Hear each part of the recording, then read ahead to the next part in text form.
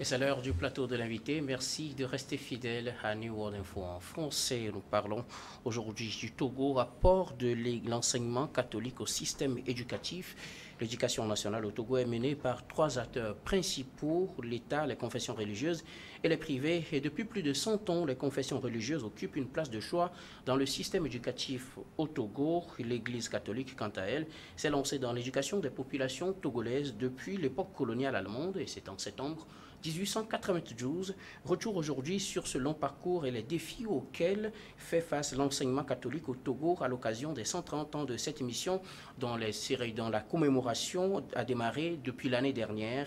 Et pour en parler, qui de mieux que le directeur national de l'enseignement catholique au Togo, le père Pierre-Marie Chanel à Fognon. Bonjour mon père et bienvenue. Bonjour à vous et bonjour à nos amis téléspectateurs et téléspectatrices.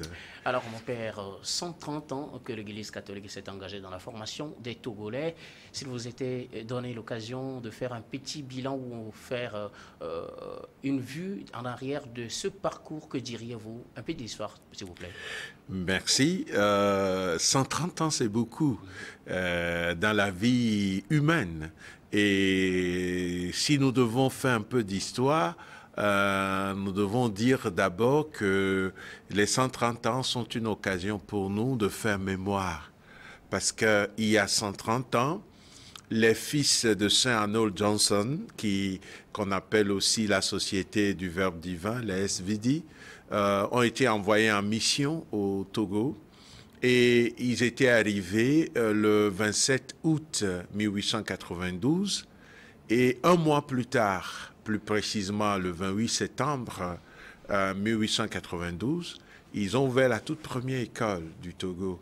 Et cette école, d'après l'histoire, était à Lomé, bien sûr, dans le quartier d'Amoutiévé. D'autres parlent d'Adaouato, mais voilà. Du coup, depuis ce temps où nous étions encore Togoland, ces missionnaires allemands ont compris que ce qui fait vraiment le bien pour un pays, c'est des ressources humaines de qualité. Et ce faisant, ils reprennent une grande tradition dans l'Église qu'on peut synthétiser sur la parole de saint Irénée de Lyon qui disait que la gloire de Dieu, c'est l'homme vivant, c'est l'homme debout. Il n'y a pas d'évangélisation tant que les hommes ne sortent pas de la nuit de l'ignorance pour embrasser la lumière de l'intelligence, de la raison, au point où, pour l'Église, l'homme peut connaître Dieu d'une certaine façon grâce à sa raison. Et ça, c'est fidèle, cette ratio du Saint-Pape Jean-Paul II, le numéro 1. Du coup, des non-missionnaires, l'école a commencé avec la guerre que l'Allemagne a perdue, et les missionnaires allemands étaient obligés de rentrer chez eux. Et le relais va être assuré par les SMA, la congrégation qui a pour nom la Société des missions africaines. Et c'est eux qui ont continué. Et comme nous le savons, notre pays n'a eu son indépendance que le 27 avril 1960. C'est la naissance de l'État togolais. Du coup, l'école catholique a traversé toute cette période coloniale, l'époque allemande, l'époque française, et a continué avec la naissance de l'État togolais comme un partenaire privilégié aux côtés des gouvernants depuis 1960 et jusqu'à ce jour.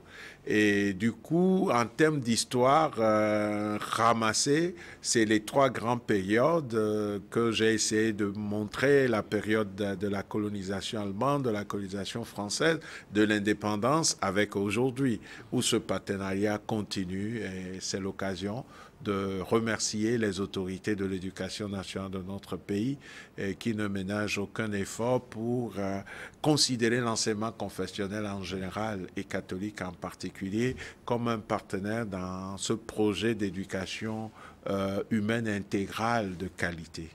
Alors, parlez-nous un peu de vos débuts en matière du contexte en fait et des défis auxquels vous étiez confrontés. Était-ce aussi facile d'implanter une école et d'avoir des élèves qui viennent, par la volonté des parents, s'inscrire dans vos établissements pour suivre des cours? Alors, l'histoire dit que déjà en 1892, sur la côte, où les Allemands ont été accueillis, il y avait déjà des communautés, disons, afro-brésiliennes qui voulaient vraiment, qui avaient déjà en estime l'éducation. Et on parle d'un certain Ottavianus Olympio, qui était comme le chef de Lomé, qui avait accueilli ces missionnaires. Et donc, ce qui fait que très rapidement, la toute première école, déjà en 1892, avait jusqu'à 25 élèves. Et rapidement, l'école est allée vers Anéro, plus précisément à Dido. Et avant le départ des Allemands, l'école catholique était déjà arrivée jusqu'à Lédio. Donc, pour dire que très rapidement, les écoles se sont créées d'après l'histoire. On peut lire les publications de professeur Gaïbor et particulièrement de professeur Gbikwi Bénissan et puis aussi de notre confrère le père Degboé sur l'histoire de l'Église au Togo qui a présenté en même temps aussi l'histoire de l'enseignement. Et du coup, il y avait ce souci d'avoir des hommes et des femmes debout qui ont vraiment non seulement l'instruction, mais une éducation intégrale, c'est-à-dire des hommes et des femmes qui ont le savoir, mais qui ont aussi un savoir-être et en même temps un savoir-faire. Et on sait que les toutes premières écoles professionnelles pour les artisans ont suivi tout de suite les écoles classiques que nous avons connues durant ce temps. Alors, vous organisez les 100 ans, pour revenir à ce parcours de 100 ans, vous célébrez les 100 ans, vous organisez une conférence, parlez-nous-en un peu, quelles sont les activités phares pour clôturer cette célébration qui, je rappelle, a commencé déjà l'année dernière. Merci beaucoup. Effectivement, comme vous avez eu à le dire, déjà le 19 novembre 2022, à l'Agora Senghor, à la paroisse universitaire de Lomé, les autorités en charge de l'éducation ainsi que les évêques à travers la conférence des évêques du Togo ont ouvert solennellement le jubilé des 130 ans. Nous sommes dans le processus de la clôture et du 25 au 28 septembre passé, il y a eu la semaine de l'art à Brodaromé avec des expositions. C'est l'occasion pour nous de remercier encore la présence des autorités, et des ambassadeurs et des autorités ecclésiastiques également. Et donc cette célébration se poursuit en termes des différentes activités de clôture, ce qui fait que jeudi prochain, le 19 octobre, au lieu communément appelé Centre Marie-Marthe et qui est aussi connu sous le nom de OCDI Caritas Redjanawe, il y aura une journée de conférence. Cette journée de conférence qui va prendre la première partie de la matinée autour de deux conférence et l'après-midi pour une table ronde. Donc la thématique fondamentale, c'est de s'arrêter vraiment sur l'enseignement catholique, faire l'histoire, identifier ce que ce taux d'enseignement a pu apporter à la nation en termes de formation et aussi poser le regard sur les défis actuels parce que les défis, nous en avons. Alors, avant d'arriver aux défis auxquels vous êtes confrontés, avez-vous aujourd'hui l'impression d'avoir fait votre part dans l'éducation nationale au Togo? Je dirais d'emblée oui. L'Église catholique a essayé de faire sa part en faisant le maximum avec le minimum. Et il faut dire que depuis 1970, l'État est venu vraiment en appui à ce secteur en prenant en charge, par exemple, le salaire des enseignants du préscolaire et primaire catholiques et protestants depuis 1970. Mais il faut dire qu'à partir de 2007, de nouvelles situations n'ont pas permis à l'État de poursuivre, mais encore aujourd'hui, l'État offre un salaire pour environ 40% de notre personnel, surtout dans le préscolaire et primaire, et donne une subvention annuelle en 2 tranches pour l'enseignement catholique et protestant pour le secondaire. Et il est vrai qu'au dispatching, vu le nombre des établissements et les critères de calcul, par mois, certains établissements ont à peine 100 à 200 000, ce qui ne permet pas vraiment de payer les enseignants. Mais c'est déjà l'apport de l'État et c'est l'occasion pour moi de remercier les plus hautes autorités de notre pays, en particulier les ministres qui ont en charge l'éducation dans notre pays, sans oublier celui qui est en charge la fonction publique et le travail, et cela dit aussi celui de l'économie, parce que tout ça, ça se tient. Et du coup, la gratitude est aussi pour nos parlementaires, parce que c'est eux qui votent le budget, et aussi au chef de l'État et au chef du gouvernement. Voilà.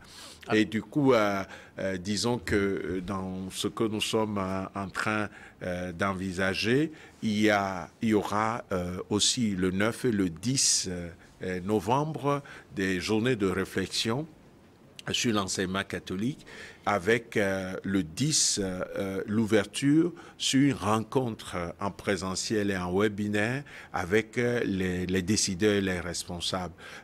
Et le 24 novembre, il y aura un méga concert à l'Agora Senghor, et la clôture en termes d'abrogé va être effectuée durant une célébration eucharistique solennelle le 25 novembre 2023 ici à Lomé, et voilà, nous sommes tous invités à ces moments d'action de grâce. Merci beaucoup, mon père, pour l'invitation. Alors, au-delà de la célébration, nous allons parler de l'éducation catholique, de l'apport de l'Église catholique dans l'éducation nationale au Togo.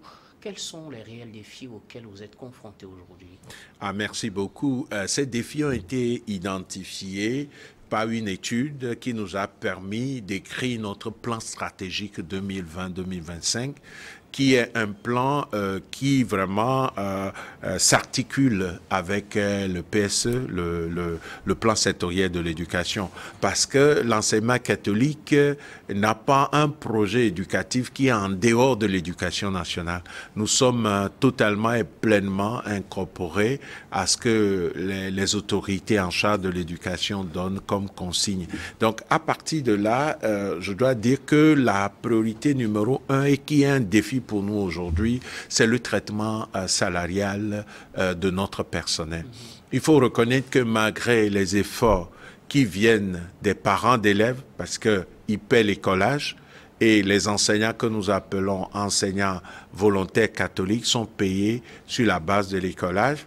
Et dans le préscolaire primaire, comme je disais, l'État paie pour un certain nombre et une catégorie intermédiaire qui n'ont pas les mêmes avantages que les autres, que nous appelons communément les enseignants 1045, qui sont aussi pris en charge par l'État. Mais il faut dire que de manière générale, c'est pas une situation du tout, disons, gratifiante pour notre personnel. Et surtout que maintenant, le SMIC, par exemple, est passé de 35 000 à 51 500. Et avec cette rentrée, il y a des remue-ménages pour pouvoir payer au moins ça à un certain nombre. Du coup, vous allez apprendre, surtout à Lomé, qu'on a augmenté les frais scolaires et tout. Et le premier défi est là. Et je dois dire même que c'est le défi fondamental. Notre rêve, c'est un partenariat encore plus soudé avec l'État, pour que au moins la charge salariale puisse être prise en charge par l'État, comme c'est le cas en France, au Mali, au Ghana, en Angola, et en Gambie et dans d'autres pays, parce que cela donne la possibilité aux églises de chercher les moyens pour mettre en place les infrastructures. À dire vrai, l'État gagne, nous gagnons tous quelque part comme citoyens, parce que c'est avec les fonds publics qu'on va mettre en place les écoles, c'est avec les fonds publics qu'on va recruter des enseignants et les payer au niveau de la fonction publique. L'apport des églises va être de mettre en place ces infrastructures, et si l'État peut accompagner avec ce qui relève des charges salariales, cela a beaucoup d'avantages parce que l'État gagne en termes d'infrastructures à mettre en place, et nous comme citoyens, c'est notre apport. Et nous gagnons tous aussi parce que l'école catholique devient une école accessible à toutes les couches de la population. L'école catholique n'a pas l'ambition du fait du lucratif de gagner de l'argent, mais aujourd'hui on a cette impression parce que les parents doivent payer l'écolage pour qu'on puisse payer un minimum indispensable aux enseignants. Donc c'est le défi majeur. Les autres défis, nous pouvons les relever par nous-mêmes. Mais le défi lié au traitement salarial du personnel, aujourd'hui, l'enseignement catholique tout seul ne peut pas le faire, à moins de demander aux parents beaucoup d'argent en termes de frais scolaires, ce qui ne peut pas être le cas parce que l'Église a fait l'option préférentielle pour les pauvres. Donc, c'est l'occasion encore de plaider humblement à l'endroit des plus hautes autorités de notre pays pour que l'enseignement confessionnel soit encore soutenu, pour que dans un partenariat très dynamique, nous puissions continuer à faire des apports pour une éducation de qualité dans notre pays. Déjà, merci pour tout ce qui se fait. Si ça peut être renforcé, ça permettra vraiment d'être dans un partenariat très bénéfique pour nos populations. Alors, parlant de traitement du personnel au niveau de l'Église catholique, quelles sont vos relations avec votre personnel, surtout en matière de traitement, et que mettez-vous en œuvre pour pouvoir leur assurer le minimum possible? Alors, c'est ce que j'ai essayé plus ou moins de brosser. À dire vrai, notre personnel étant du secteur privé, normalement, c'est la grille qu'on trouve dans la convention collective interprofessionnelle qui doit être appliquée et ils doivent être déclarés à la caisse, ils doivent avoir des avantages au niveau de la santé et tout. Mais j'avoue que nous employons du personnel qu'on n'arrive pas aujourd'hui à déclarer à la caisse faute de moyens et aussi on n'arrive pas, il y a des enseignants, surtout dans le primaire, qui ne bénéficient pas à l'heure où je parle du SMIC qui est à 51 500. Donc, voilà. Donc, c'est une situation, excusez-moi, très déplorable, mais qui n'est pas liée à la volonté des acteurs. Parce que c'est pas que l'argent est rentré, on l'a mal géré. Non. C'est parce que l'Église était partie sur une option sociale, préférentielle pour les pauvres, avec cette espérance de l'expérience de 1970 que l'État va continuer à assurer les charges salariales, ce qui fera que l'école, surtout primaire, secondaire, premier et deuxième cycle, puisse être accessible à toutes nos populations. Bon, pour le moment, ce n'est pas exactement comme en 1970, mais nous espérons, nous plaidons et nous croyons qu'avec le temps, certainement que ça va revenir. En attendant, nous faisons ce que nous pouvons faire tout en reconnaissant qu'aujourd'hui, le défi numéro 1, c'est un meilleur traitement pour le personnel en notre sein. Alors, quelles sont aujourd'hui vos relations avec le secteur public? Je veux parler de l'État togolais. Mais c'est de très bonnes relations dans la mesure où nous travaillons de concert avec les ministères en charge de l'éducation, particulièrement avec le ministère qui est en charge de l'enseignement préscolaire primaire, secondaire et technique. Et aussi le ministère des enseignements du supérieur, le ministère délégué pour la formation technique. Et du coup, nous implémentons l'ensemble des programmes de l'État. Et ce qui s'ajoute chez nous, c'est ce que nous appelons la formation humaine intégrale, dans ce sens où on a l'attitude d'offrir à nos jeunes un parcours d'éducation où la question éthique, la question du savoir-faire prend aussi toute une place. Je ne veux pas dire que ça n'existe pas dans les autres écoles, hein. Ça existe dans toutes les écoles, mais ça devient comme une spécificité pour nous.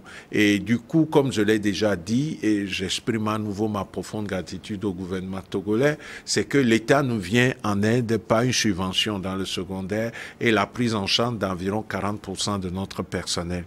Mais du coup, nos relations continuent d'être des relations d'échange. Nous sommes associés aux grandes réunions stratégiques du ministère et aux formations, et ça je remercie à nouveau. Et actuellement, le ministère est en train de former le personnel d'encadrement, dont des conseillers pédagogiques et des inspecteurs.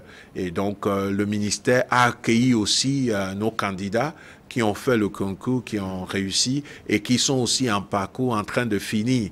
Et notre plus grand souhait, c'est que ces inspecteurs conseillers pédagogiques catholiques puissent travailler en synergie avec ceux du public pour relever ce grand défi auquel fait face professeur Kokoroko et l'État togolais d'une éducation de qualité. Et là, vraiment, cette synergie est réelle et je ne peux que plaider encore pour son renforcement.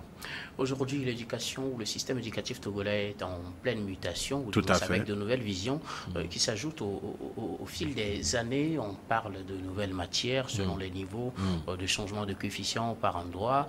Quel regard portez-vous aujourd'hui sur ces mutations et quelle est, vous, votre part là-dedans? Alors, notre part, disons, est surtout au niveau des apports en termes de réflexion. Parce que ce qui se fait dans le ministère, comme j'ai eu à le dire déjà, ne se fait pas en vase clos. Il y a régulièrement des rencontres et nous sommes associés. Et par exemple, l'introduction de l'anglais. Notre pays est devenu, est membre désormais du Commonwealth. Et quand on voit l'importance de l'anglais aujourd'hui, nous ne pouvons que féliciter notre gouvernement pour l'introduction de l'anglais comme une langue que tout Togolais, dans les jours à venir, devra maîtriser. Et ça, je trouve que c'est un apport énorme. Ça nous ouvre davantage sur le monde, surtout la jeune génération qui aura à faire ce parcours. Quand vous voyez, par exemple, le découpage de cette année, il y a 2 congés de détente.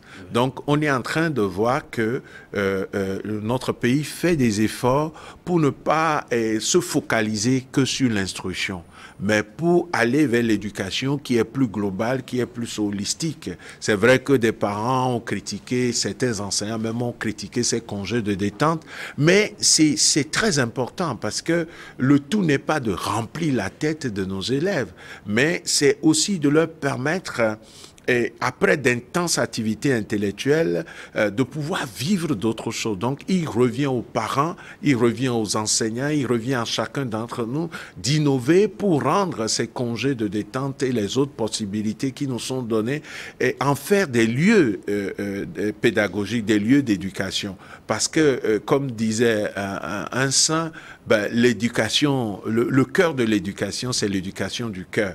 On ne va pas faire simplement des hommes instruits, mais on doit faire des citoyens capables de réfléchir et de trouver des solutions par innovation aux problèmes qui se posent à eux comme des citoyens d'un pays, des citoyens d'un continent et en même temps citoyens du monde. Et plein d'autres choses, l'allègement des programmes. Je crois que c'est très important.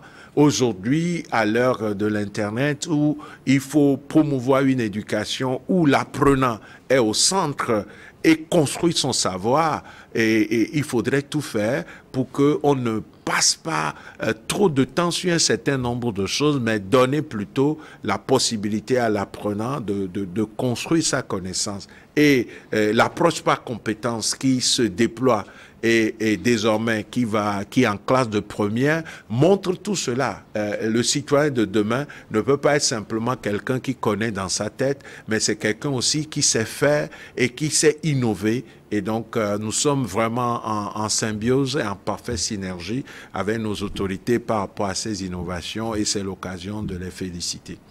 Aujourd'hui, 130 ans après votre implication dans le système éducatif au Togo, avez-vous des anciens élèves dans l'élite togolaise? Des références peut-être? Ah oui, oui. Belle question. Hein. Je saisis l'occasion de dire même que notre rêve, c'est que le 30 décembre 2023, nous puissions organiser une rencontre nationale de tous nos anciens élèves.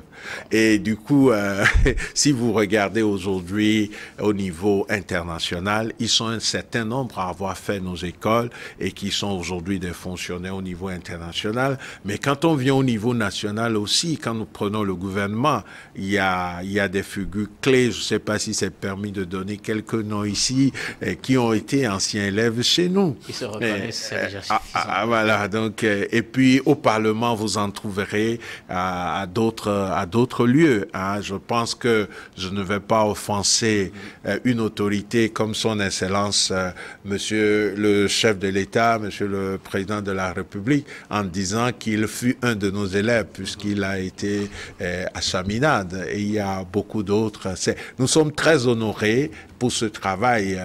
Des dignes fils togolais comme Edem Kodjo ont été élèves dans nos écoles et plein d'autres qui sont universitaires aujourd'hui. Nous sommes honorés. Nous rendons grâce à Dieu et nous comptons sur eux pour relever encore les défis qui sont liés à l'enseignement catholique aujourd'hui dans notre pays.